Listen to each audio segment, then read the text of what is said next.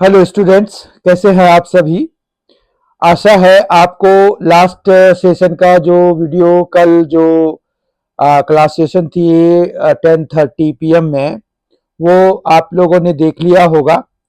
आज जो है हम उसी सीरीज का दूसरा सेट करने जा रहे हैं, जिसमें कि हम multiple choice and assertion reason based questions करेंगे।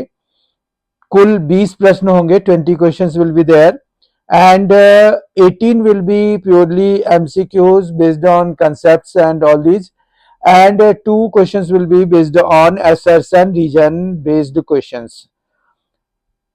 Let us begin today's session. I hope you have already seen the previous set of this series, and today's series will be again the similar one, and without wasting any time let us start today's session.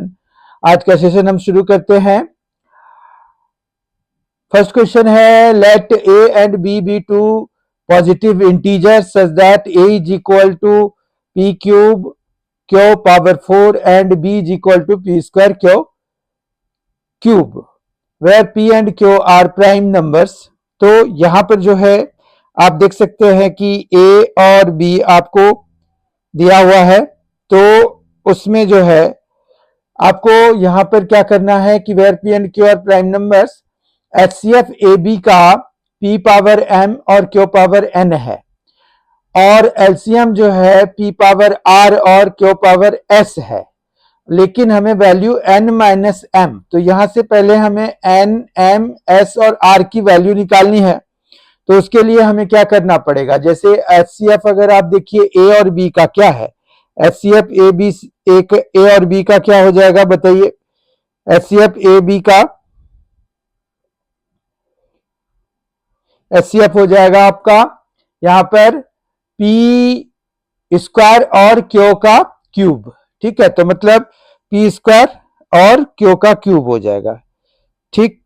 उसके बाद जो है LCM की बात करें अगर, तो LCM क्या हो जाएगा दोनों का, ए बी का एलसीएम हो जाएगा पी क्यूब और क्यू पावर 4, पी क्यूब और क्यू पावर हो जाएगा। अब अगर आप कंपेयर कीजिएगा तो आपको ना m इज इक्वल टू कितना आ जाएगा, m इज इक्वल टू 2 आ जाएगा, फिर n इज इक्वल टू क्या आ जाएगा 3 आ जाएगा, फिर r इज इक्वल टू 3 आ जाएगा, और s इज इक्वल टू 4 हो जाएगा, ठीक है। तो अब जो है m minus n minus m निकालना है, n माइनस m कितना हो जाएगा, और उसको इंटू करना है s minus r, s minus r।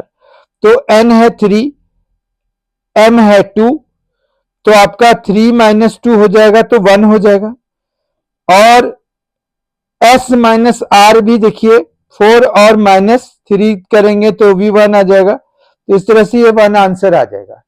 तो इसका जो करेक्ट आंसर है वो है ए। क्वेश्चन 2 देखिए, let P be a prime number, the quadratic equation having its roots as factors of P is. अब पी अगर प्राइम नंबर है तो उसके फैक्टर्स तो पी और 1 दो ही हो सकते हैं, तो इस तरह से सम आपका कितना हो जाएगा, p प्लस 1 हो जाएगा, सम आपका p प्लस 1 हो जाएगा, ठीक है। और प्रोडक्ट जो है वो p इंटू 1 हो जाएगा, यानी कि सिंपली p हो जाएगा। फिर आपके पास X square minus S X होता है, तो एस एक्स में क्या आ जाएगा, p प्लस 1 इंटू एक्स आ जाएगा, और प्रोडक्ट में आपका p ही है, तो ये इक्वल टू 0 हो जाएगा। तो ये जो है हमारा देखिए ऑप्शन वाइज अगर हम देखें तो p प्लस 1 और प्लस p, तो ये बी ऑप्शन इसका करेक्ट है। तो बी ऑप्शन पे आप चले जाइए, बी ऑप्शन इसका करेक्ट हो जाएगा। क्वेश्चन 3 है, if alpha and beta are the zeros of the polynomial P X square minus 2x plus 3, alpha beta is equal to 3/2, then p is equal to. अब देखिए अल्फा बीटा मतलब product, alpha into beta आपको 3/2 दिया हुआ है, तो अगर आप कंपेयर कराइएगा तो वो c बाय ए होता है, product of roots, product of zeros, polynomial में जीरोस होते हैं, तो पॉलिनोमियल में जो प्रोडक्ट ऑफ जीरोस हो जाएगा तो वो क्या हो जाएगा, सी बाय ए, और यहां सी कितना है, 3 है, और ए कितना है, ए है पी, और वो इक्वल टू आपको प्रोडक्ट ऑफ जीरोस दिया हुआ है 3/2। तो आपको पी की वैल्यू के लिए कोई दिक्कत नहीं है, 3 आप कैंसिल करा दीजिए, पी जो है आपका 2 के बराबर हो गया। तो आपका जो ऑप्शन है वो P इज इक्वल टू 2, तो बी ऑप्शन इसका करेक्ट हो जाएगा। फोर्थ क्वेश्चन देखिए, the pair of equations 5x minus 15y is equal to 8 and 3x minus 9y is equal to 24/5 has। तो अगर आप यहां पर देखिए कि 1 solution, 2 solution, infinitely many solutions, no solution, तो ऐसा है तो a1/a2 तो हमें निकालना पड़ेगा। तो a1/a2 अगर निकाल रहे हैं तो आप देखिए यहां पर क्या मिल रहा है आपको, a1/a2 मिलेगा 5/3, b1/b2 भी देखिए, b1/b2 आप देखिए कितना निकल रहा है, b1/b2 आपका हो जाएगा -15/-9, तो -15/-9 बेसिकली कट के आपको वही आ जाएगा, 5/3 ही आ जाएगा, ठीक है। और फिर c1/c2 अगर करेंगे, चूंकि दोनों एक ही साइड है, इक्वल टू के राइट साइड में है, तो हम सीधा सीधा भी कर सकते हैं। तो 8/24/5, 24 और फिर बाय 5 तो वो ऊपर चला जाएगा, और इस तरह से आप देखिए तो ये भी 5/3 हो गया। तो ये क्या हो रहा है कि आपके पास तीनों रेशियोज बराबर हो गए, ये a1/a2, b1/b2 और c1/c2, ये सभी आपस में बराबर हैं। तो ये कब होते हैं, जब आपके पास इन्फिनिटली मेनी सॉल्यूशंस होते हैं। तो सी ऑप्शन इसका करेक्ट हो जाएगा।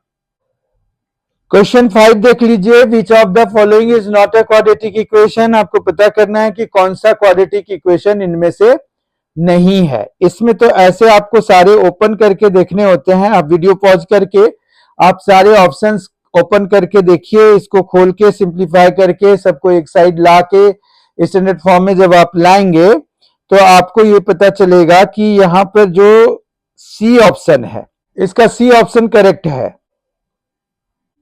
क्वेश्चन 6 देखिए, if the distance between the points 2 - 2 and -1x is 5, one of the values of x is. तो यहां डिस्टेंस फॉर्मूला आपको लगाना है, ठीक है। डिस्टेंस फॉर्मूला होता है x2 - x1 का होल स्क्वायर। तो यहाँ x2 अगर हम -1 लेते हैं और x1 हमारे पास 2 है, तो -1 - 2 का होल स्क्वायर हो जाएगा। फिर यहां प्लस करना पड़ेगा और फिर यहां आएगा x + 2 का होल स्क्वायर, और इक्वल टू हो जाएगा, ये रूट अंडर होता है, ठीक है। तो रूट अंडर होता है, ये 5 के बराबर है। अब अगर रूट अंडर हटाएंगे और इसको देखिए तो ये 9 हो रहा है, प्लस यहां पर हो जाएगा x², प्लस यहां पर हो जाएगा 4x, फिर प्लस में 4 हो जाएगा, और इधर 25 आ जाएगा क्योंकि स्क्वायर रूट हमने हटाया। स्क्वायर रूट जैसे ही हटाएंगे तो इधर हमें स्क्वायरिंग करना पड़ेगा, तो ये 25 हो जाएगा, ठीक है। तो इस तरह से हमारे पास x² + 4x हो जाएगा, और ये 13 हो गया, 9 और 4 मिलके 13 हो गया। इधर से 25 लाएंगे तो वो -12 हो जाएगा, ठीक है। तो अब आप अगर देखिए तो स्प्लिटिंग द मिडल टर्म, मतलब आप जो फैक्टराइजेशन मेथड लगा सकते हैं, तो यहाँ पर 6x - 2x - 12 is equal to 0 हो जाएगा। तो यहाँ पर x अगर कॉमन लेंगे तो x + 6 एक आएगा, फिर -2 अगर कॉमन लेंगे तब भी x + 6 आएगा। फिर यहाँ पर दो फैक्टर्स आ गए आपके पास, एक आ गया x + 6, दूसरा आ गया x - 2 इक्वल टू 0, और ये आ गया x इज इक्वल टू एक -6 आ गया, दूसरा 2 आ गया। अब वैल्यू वाइज अगर देखें तो हमारे पास बी ऑप्शन में 2 दिया हुआ है, 6 है, -6 वाला ऑप्शन है नहीं, तो बी ऑप्शन इसका करेक्ट हम मान लेते हैं। क्वेश्चन 7 देखिए, if in triangles ABC and PQR angle A is equal to angle Q, तो यहाँ पर और एंगल सी एंगल आर के बराबर दिया हुआ है, then they will be similar. Similar होने के लिए जब उन्होंने दो करस्पॉन्डिंग एंगल्स को बराबर कर ही दिया है तो ए से दोनों सिमिलर हो जाएंगे, तो और कोई एडिशनल का रिक्वायरमेंट है नहीं। तो बहुत ही कॉन्सेप्चुअल क्वेश्चन है ये देखते ही आप टिक मार दीजिए इसमें कि without any additional condition they will be similar. Question 8 देखिए, the midpoint of the line segment joining the points -2, 8 and -6, -4 is। अब मिड पॉइंट है तो मिड पॉइंट फॉर्मूला लगाएंगे। मिड पॉइंट फॉर्मूला में जो है यहां पर ये पॉइंट में ए ही दोनों जगह लिख दिया है, ये बी होना चाहिए। तो ए बी का अगर हमें मिड पॉइंट निकालना है तो यहां पर जो है -2 -6, तो -2 -6 मतलब दोनों को ऐड कर रहे हैं, अपॉन 2 करेंगे। और दूसरा हमारे पास आएगा -4 है और 8 है, तो 8 -4 और अपॉन में 2 और ये बन जाएगा। तो -6 -2 है तो -8, तो -4 हो जाएगा अपॉन 2 करने के बाद, और ये भी 2 हो जाएगा। तो -4, 2 देख लीजिए कोई है, तो सी ऑप्शन इसका करेक्ट हो जाएगा। क्वेश्चन 9 देखिए, यहां पर PQ is a cord of length 8 centimetre दिया हुआ है। ये वाला PQ दिया हुआ है 8 सेंटीमीटर का, और फिर of a circle of radius 5 centimetre, radius 5 centimetre है इस सर्कल का। The tangents at P and Q intersect at T पर इंटरसेक्ट कर रहा है। तो इफ PTO देख लीजिए आप, PTO कौन सा है, तो ये वाला एंगल है, ये आपको दिया हुआ है 30 डिग्री का। तो ये 30 डिग्री अगर है तो लेंथ ऑफ OT निकालना है। लेंथ ऑफ OT निकालने के लिए आपको राइट ट्रायंगल POT ले लीजिए। राइट एंगल इसका कहां पर है, P पे है। ये वाला एंगल 30 डिग्री है, तो 30 डिग्री में अगर आपको OT चाहिए तो OT यहां पर क्या है, OT है हाइपोटेनियस। तो साइन लगा दीजिए, sine 30 degree is equal to हो जाएगा आपका, sine 30 degree is equal to हो जाएगा P मतलब रेडियस जो है 5 है, और बाय जो हमें OT निकालना है। ठीक है, तो OT की वैल्यू आ जाएगी हमारे पास 10, क्योंकि साइन 30 डिग्री होता है 1/2, तो इसकी वैल्यू 1/2 लिखेंगे, वो 2 5 के साथ जाके मल्टीप्लाई हो जाएगा, तो 10 सेंटीमीटर आ जाएगा। ठीक है, तो ऑप्शन वाइज बी ऑप्शन इसका करेक्ट हो जाएगा। क्वेश्चन नंबर 10 देखिए, the value of sine 30 degree plus cos 30 degree minus sine 60 degree plus cos 60 degree. तो यहां पर सारी वैल्यूज लिखनी होंगी। साइन 30 डिग्री होता है 1/2, माइनस प्लस है कॉस 30 डिग्री होता है √3/2। ठीक है बात। अब ये तो चलिए एक ब्रैकेट का हो गया, फिर दूसरे ब्रैकेट पे जाइए, साइन 60 वहां पर √3/2 हो जाएगा और कॉस 60 1/2 हो जाएगा। तो इस तरह से ये कट के 0 आ गया, तो 0 वाला ऑप्शन देख लीजिए इसमें कौन सा है, बी ऑप्शन इसका करेक्ट हो जाएगा। क्वेश्चन नंबर 11 देखिए, find the value of 4 sine square X minus 4 tan square x is. बहुत ही बेसिक क्वेश्चन है। 4 कॉमन ले लीजिए तो आपके पास बचेगा सेक स्क्वायर एक्स और माइनस में बचेगा tan स्क्वायर एक्स। ठीक है, 4 कॉमन लेने के बाद फिर ये 4 इंटू, अब देखना है कि sec square X minus tan square X कितना होता है, 1 होता है, तो 4 इंटू 1 कितना हो जाएगा, 4 हो जाएगा। ऑप्शन में देख लीजिए सी ऑप्शन इसका करेक्ट हो जाएगा।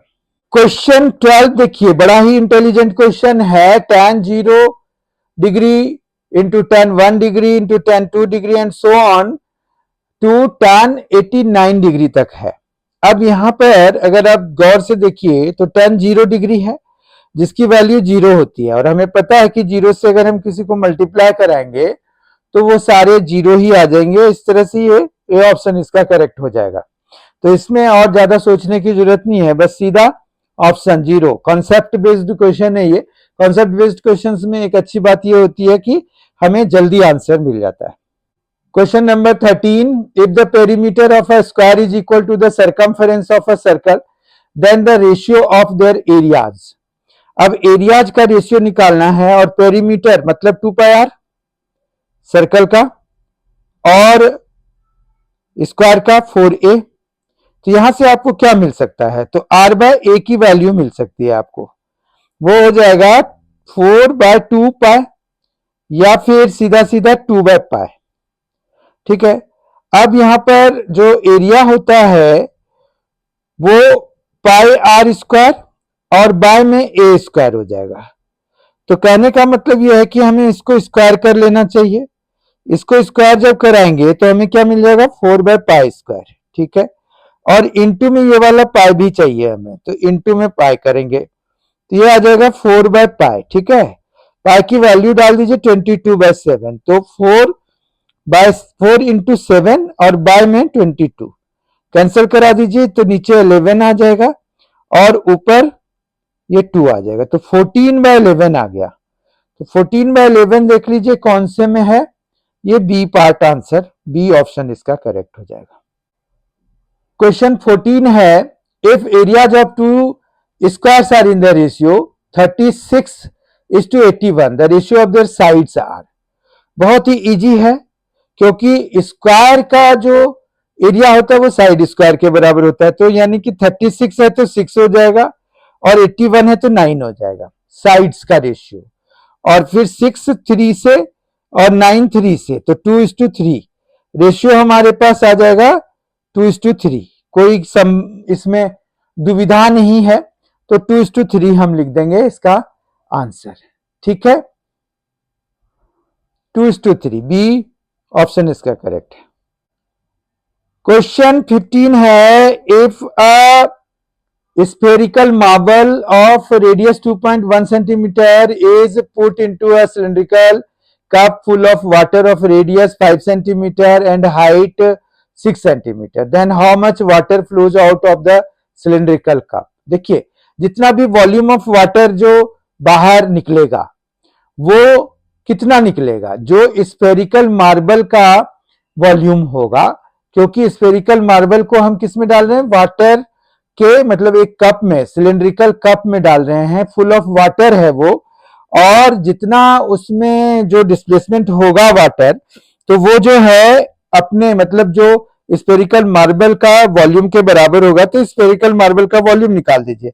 अब स्फेयर का वॉल्यूम कितना होता है, 4/3 πr³ होता है, तो वो निकाल दीजिए और ये आप इसको सॉल्व कर दीजिए। 4/3 इंटू पाई की जगह पे आप 22/7 ले लीजिए, या 3.14 ऐसा नहीं लिखा हुआ है तो आप 22/7 ही लीजिए, और इंटू में आपके पास r³ तो r है यहां पर 2.1, तो 2.1 2.1 और 2.1। ठीक है, ये कर दीजिए, इसको सॉल्व कीजिए, कैंसिल कराइए, सारा मिला जुला के आपको जो है इसका आंसर आ जाएगा 38.8 सेंटीमीटर क्यूब इसका आंसर हो जाएगा। ठीक है, तो ए ऑप्शन इसका करेक्ट है, 15 का ए ऑप्शन इसका करेक्ट है। क्वेश्चन नंबर 16 है, फॉर द डिस्ट्रीब्यूशन, स्टैटिस्टिक्स का क्वेश्चन है, डिस्ट्रीब्यूशन दिया हुआ है, sum of lower limit of modal class and class width of the modal class. देखिए सीधी सी बात है कि मॉडल क्लास हम कैसे डिसाइड करते हैं, ये अगर पता होगा, और सम निकालना है मॉडल क्लास के लोअर लिमिट और विड्थ का, तो यानी कि upper limit of the modal class basically हमें निकालने के लिए कह रहे हैं। तो मॉडल क्लास यहाँ पर हाईएस्ट फ्रीक्वेंसी वाली क्लास, यानी कि ये वाली 20 इसका यहाँ पर हाईएस्ट फ्रीक्वेंसी है, तो इसका जो अपर लिमिट है वो 40 है, तो सी ऑप्शन इसका करेक्ट हो जाएगा। बहुत ही कॉन्सेप्ट बेस्ड क्वेश्चन था ये, इजीली हो जाता है ये। Question number 17, while computing the mean of a grouped data we assume that the frequencies are evenly distributed over all the classes, centered at the class mark of the classes, centered at the upper limits of the classes, centered at the lower limits of the classes. तो इसमें आप अगर थोड़ा idea है तो हम class mark निकालते हैं, सम कर देते हैं अपर लिमिट और लोअर लिमिट और डिवाइडेड बाय 2। तो हम यानी कि एज्यूम वहां पर क्या कर रहे हैं, हम एज्यूम कर रहे हैं कि ये जो है ये centred at the class marks of the classes. तो यही बी ऑप्शन इसका करेक्ट हो जाएगा। ठीक है, क्वेश्चन नंबर 18 है, अ bag contains 3 red balls, 5 white balls and 7 black balls. देखिए टोटल बॉल्स देख लीजिए आप, यहां पर है total balls 15। What is the probability that the ball drawn from the bag at random will be neither red nor black? तो red और black नहीं लेना है, मतलब हमें क्या लेना है, व्हाइट लेना है। व्हाइट है 5, 5/15 कितना हो जाता है, 1/3। तो बी ऑप्शन इसका करेक्ट हो जाएगा। ये ओरली ही आप सॉल्व कर सकते हैं, बहुत ज्यादा इसमें दिक्कत नहीं है। अब आती है बारी assertion and reasoning based questions की, और यहां पर अगर आप सारे ऑप्शंस पढ़ेंगे तो उसमें ए बी सी और डी, उसमें वही दिया हुआ है कि both assertion and reasoning are correct, and वो जो है असर्शन हमारा दोनों सही है, और रीजन जो है सही ढंग से उसको असर्शन को एक्सप्लेन कर रहा है। दूसरा है कि नहीं कर पा रहा है, दोनों जबकि सही हैं। तीसरा है कि असर्शन सही है लेकिन रीजन फॉल्स है, और चौथा है कि असर्शन करेक्ट नहीं है और रीजन करेक्ट है।